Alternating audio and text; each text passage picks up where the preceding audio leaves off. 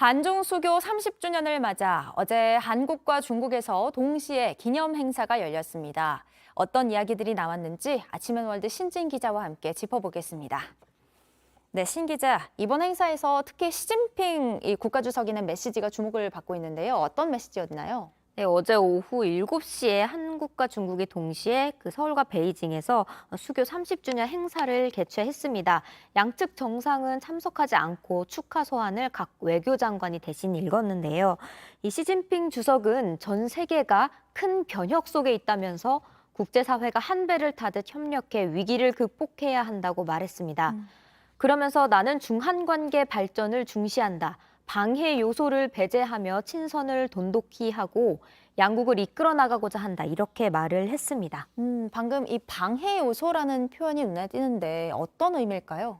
네, 미국을 견제한 듯한 발언이 아니냐는 분석이 나옵니다.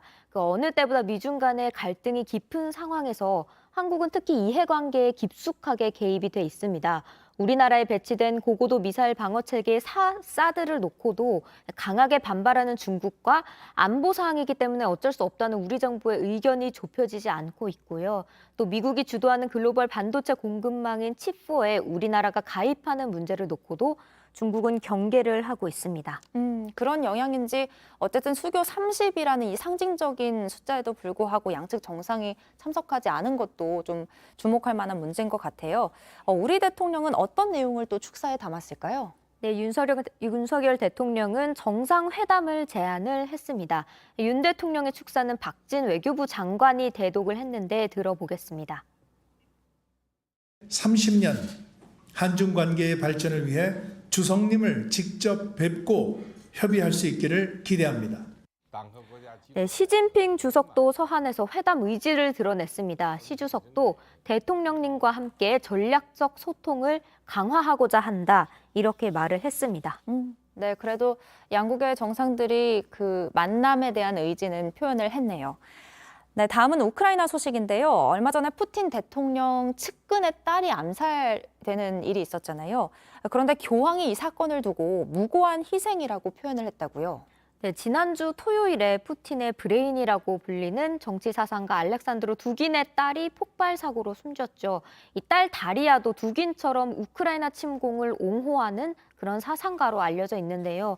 그런데 프란치스코 교황이 현지 시간 24일 주례에서 전쟁의 광기로 무고한 사람들이 대가를 치르고 있다면서 다리아의 죽음을 예로 들었습니다. 교황은 모스크바의 자동차 좌석에서 폭탄에 의해 던져진 불쌍한 소녀를 생각하게 된다 이렇게 얘기를 했는데요. 주 교황청 우크라이나 대사는 트위터를 통해서 실망스러웠다고 즉각 반발했습니다. 대사는 어떻게 침략자와 피해자를 같은 범주에 둘 수 있는가라면서 또 다리아는 러시아에 의해 살해됐다고도 덧붙였습니다. 바티칸에 파견되는 각국의 대사들은 대부분 천주교도고요. 또 교황에 대한 충성도가 굉장히 높은 것으로 알려져 있어서 이번 사태가 특히 눈길을 끕니다. 로이터 통신도 교황청 대사가 교황을 공개적으로 비판한 것은 매우 이례적이라고 설명을 했습니다. 네, 마지막 소식도 들어볼 텐데요. 앞으로는 일본에 갈 때 이 코로나19 음성 확인서가 필요가 없게 된다고요?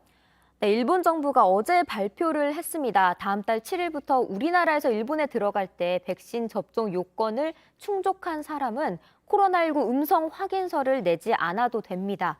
구체적인 백신 접종 요건은 아직 공개되지 않았는데 백신을 2번 혹은 3번 맞은 경우에 적용할 것으로 보입니다.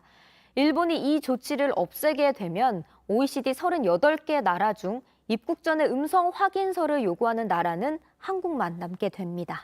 네, 입국 전 음성 확인서를 요구하는 나라가 점점 사라지고 있네요. 네, 지금까지 신진 기자였습니다. 잘 들었습니다.